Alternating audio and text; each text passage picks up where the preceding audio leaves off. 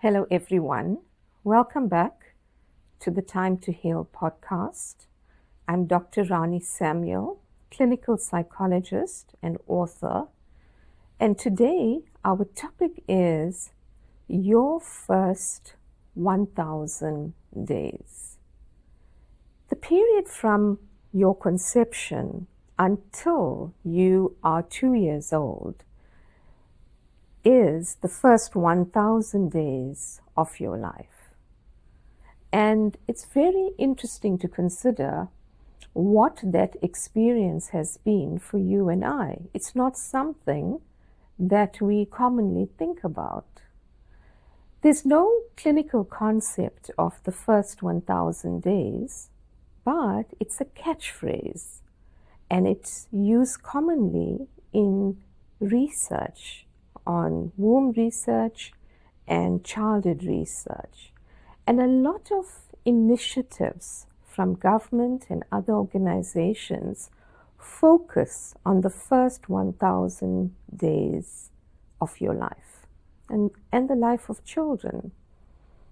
There is sufficient evidence to show that the experiences of this first 1,000 days is critical for the consequences of health and wellness for the rest of a person's life.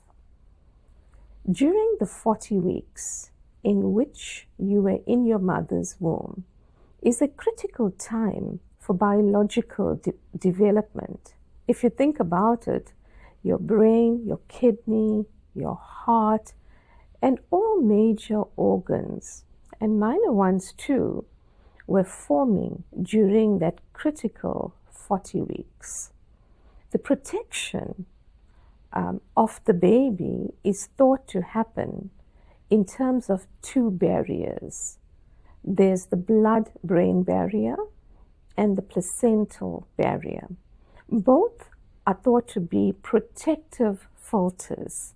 So the blood-brain barrier prevented toxins from entering your brain and provided the right nutrients for brain development.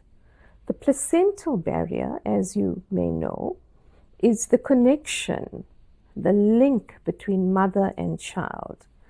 And it's thought to be a selective barrier. At one point in time, it was assumed that there was no cross-flow between the barriers, that the mother was separate and the child was separate. But what we have come to learn is that there is free exchange between the barriers. So as much as nutrients cross the barriers, so does toxins. When I was working full-time in the psychiatric hospital system, mainly in public health, I got a chance to see a lot of cases of fetal alcohol syndrome. Now, this is when mothers have been taking alcohol, which usually starts before conception, and they've taken it for the duration the baby was in the womb and probably continued taking it. This had severe impacts on the development of the child. And we would see this very often in the wards. And it was very distinct, especially when you monitored these children post-delivery, when you monitored them over the years. And what you saw was many cognitive problems, many mental health challenges, behavioral problems, and they had distinct physical features. So when you saw enough cases and you saw someone, a teenager, come in to see you, you could, with experience, immediately make the diagnosis that there was probably fetal alcohol syndrome in this particular child and contribute to current day problems.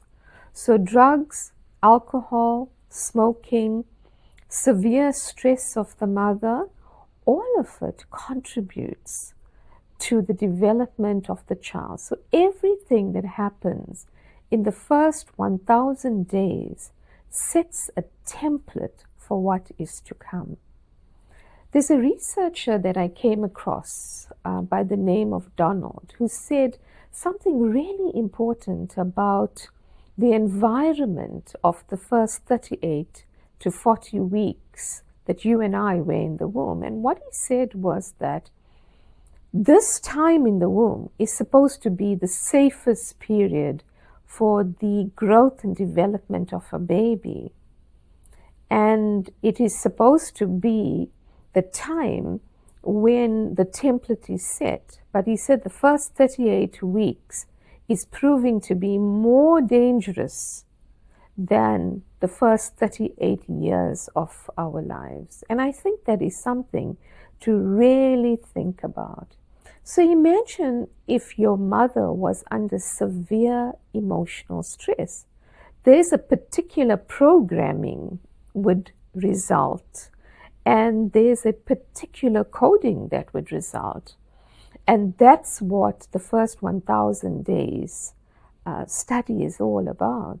What programming and what type of coding do you have? And that's something to really think about. How much do you know about the first 1,000 days of your life?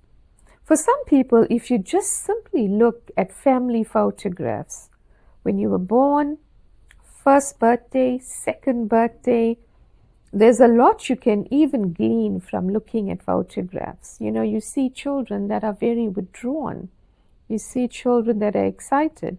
You see parents that are excited and children that are withdrawn. And very often for my patients, when they are telling their stories, and if you have suffered a lot of childhood trauma and early trauma in the first 2 years of life, many people actually don't have memory for that time. And the only way I get them to start telling the story is when they bring photographs to my office. And recently, a patient brought me a photograph in which she was being carried by her father, and it was her birthday, and he had brought her a huge teddy bear. I mean, the teddy bear was bigger than her. And what happened subsequently was her father was killed. But when we looked at the photograph, it gave us some indication of a potential bond there that she had only a vague recollection for. So consider your first 1,000 days. How anxious was your mother? How depressed was your mother? What was going on in the family environment? Was there problems with your physical growth? Did you have medical issues? Was there enough food to feed you? All of this will determine what is to come. Because even physical problems like cardiac disease, obesity, hypertension is now finding linkages in the first 1,000 days of your life. Imagine if there was malnutrition in the first 1,000 days. What does that set in motion for when you become an adult? I now want to talk about mental health in the first 1,000 days and what impact that has on your current mental health. Imagine the impact of severe trauma, whether physical or emotional trauma or sexual trauma, where there is abuse and neglect, where there's even poor nutrition, and where there's poverty. All of it has mental health consequences, because if these things are set in motion, if this type of abuse is set in motion, anxiety would increase in a child, depression would increase, and stress would increase of every kind. When I speak to people, and they may come to me in their 20s, 30s, 40s, and I would listen to their stories and often make the comment that you actually had anxiety as a child and you had depression as a child. It went undiagnosed and untreated. And usually, 2 decades later is when we are treating it for the first time. You see, many of us think that many of the things that we endured in childhood was normal because there was no intervention. No one recognized it as a problem unless it became a severe problem. For example, if you see a child with panic attacks, then it's a severe problem. Or if we see a child that never ever sleeps and is reorganizing the furniture at 2 a.m., then we know it's a problem. But what about the withdrawn child? What about the quiet child, the sad child? You know, those children are easier to manage and easier to forget in a family environment, and that's not given enough attention. Perhaps it's given more attention now as psychiatry, psychology, and the mental health focus has come to the front of the class. But I assure you, in decades past, people will say, well, we never had depression or anxiety. And yet it was very present in most households. So what about the parenting style that you experienced in the first 1,000 days of your life? Because this parenting style will impact all the relationships to come. Not everybody had warm, sensitive, and accepting parents. Not everyone had a predictable home where we knew what was going to happen from moment to moment. There was a lot of inconsistencies in many of our homes. You know, people would say things to me like, my parents never fought. That actually won't be true because there would be conflict in every home. Perhaps your parents fought behind closed doors, and I assure you they were probably very severe and volatile arguments. It's just that they thought it's better not to show it to you. But in not showing how conflict is resolved, it leaves you struggling to resolve conflict because you had no role model for it. So probably when you are with a partner, you may actually choose to either not display conflict or hide it behind closed doors. The reverse is also true. When there was high conflict with no resolution, it made for a very volatile home. And what this also showed is that it did not teach you how to resolve conflict in a loving, healthy way. And what would happen in many of these families of my patients, suddenly all would be okay. It would be like the conflict never happens. And the family is going out to an expensive restaurant to eat a meal, laughing together again. And that in itself brings about another problem with the handling of conflict in relationships. So all of these factors point to our coding and the template we have from childhood into the future. I want you to know that ambivalence, overdependency, or having a healthy manner in dealing with relationships is often set in the first 1,000 days or so of your life. I now want to tell you about one of my patients whose name is Sadia. Well, I'm referring to her as Sadia, about her 1,000 days and how it set in motion a lifetime of challenges.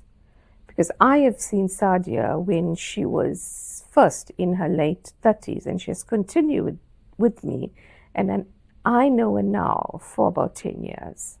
So it's a good case study of the impact of the first 1,000 days. I often tell Sadia, if I had to write a story about her, I would title it hidden in a shoebox. Why do I say that? Imagine being so tiny that at birth you could fit into a shoebox. Well, this literally was Sadia. But she was kept in a shoebox for various reasons. You see, Sadia was born to a mother who was 17 years old and a father that was 21 years old. She was a child born out of wedlock, and this posed a real problem for the young couple and for the families, because they came from a very conservative religious background, and a child born out of wedlock was seen as a matter of shame. So Sadia's mom really did not want her, tried to abort her using various home methods. Sadia's mom starved herself, took things that could kill her potentially, and tried every way to not have her. Her father was feeling very helpless. Remember, he was only 21 years old. And the family refused to have an abortion because their faith system believed that this was life, this was a grandchild, and one way or the other, this child was going to be born, even if it was going to be given up for adoption. And when they first started speaking about Sadia, they would call her an it. So it was almost like a person that did not exist. But it was the father that felt a deeper connection with her. You know, he didn't know whether it was going to be a boy or a girl. Sadia's mom didn't have many medical checkups, but they continued this. And when the baby was born, Sadia's mom rejected her at first sight. And it was arranged that she would be adopted. But the father once again intervened. He took the baby home to his family. And there was no homecoming. There was nothing welcome. There was no welcome environment for the child. There was no nursery prepared. There was no clothes for the baby. So neighbors and friends began just producing some of it. But in general, there was not even a cot. So the first thing they did was to put her in a shoebox. And there's something Sadia learned very early. She told me that they would take this shoebox and put it behind a TV cabinet. I don't know if you remember those old school TV cabinets that had a lot of cupboards and a space at the back. And they would take this shoebox with Sadia in it and place it behind the TV cabinet to hide her when certain visitors came along. And she learned, even as a baby, to be silent, to be mute. She learned not to cry, to swallow her cries. And this became a problem later in life. And this is how the journey of the baby in the shoebox began. When I met Sadia in hospital, her father had just died, and it was a very traumatic event for her because all through life, her mother continued to reject her, not just in the first 1,000 days in this case, but all through life. And there were physical beatings. She had further siblings, but it seemed like Sadia was always the target for her mother, telling her, "You have ruined my life," because the mother wanted a very different life for herself. And the one thing that Sadia did was to lose her voice. So when her father died, she got admitted to hospital because she became completely mute. There was not a single syllable that came out of her mouth. It was just a faint whisper. And she was referred to me because she was depressed, she was anxious, and obviously she couldn't speak. And that's where our journey of healing began. So we had to treat the anxiety medically, we had to treat the depression medically, and slowly she began to whisper to me. And this warmth of relationship began. You must remember, Sadia was someone that never knew the love of a mother. And perhaps at some level, I was one of the first people to show her this distinct kind of care and nurturing and give her a place of safety. She still struggles with many things and she has many health concerns because I think in the first 40 weeks of life there was quite a lot of malnutrition. It's not like there was not food, but the mother was under such severe stress and anxiety that she probably did not eat well. And Sadia battles with her weight. She's got hypertension. She's got diabetes. Remember, now she's in her 40s. So it's been an ongoing challenge that I think began right in the womb and continued for the first 1,000 days and beyond. Well, what's really interesting to know is that she did find her voice. Yes, it does disappear in times of stress, but she did find her voice. She did study and she became a primary school teacher. So at present, she is qualified as a teacher and she had to do presentations and she loves it and she loves teaching and she goes through periods of being extremely vocal, but it's almost like a thermometer. When she goes silent or softer, we know it's a time of high pressure. So it's not like it's gone away, but now we understand the trigger and we see it coming and we can very easily resolve it. But Sadia persists in a healing journey. She continues to make progress, and that is one of the strengths of her character. There is determination in her. And we've had to draw severe boundaries with her mum, which continues to be a challenge to the present day. So I'm wondering about you. What was your first 1,000 days like? And I think you need to consider that even biologically. And what happened in the womb and right until you were 2 years old. If you need to ask some questions, do that, because all that you learn about yourself, resolve and heal, will give you deeper and deeper levels of wholeness in your life. Thank you for listening. I will see you next time.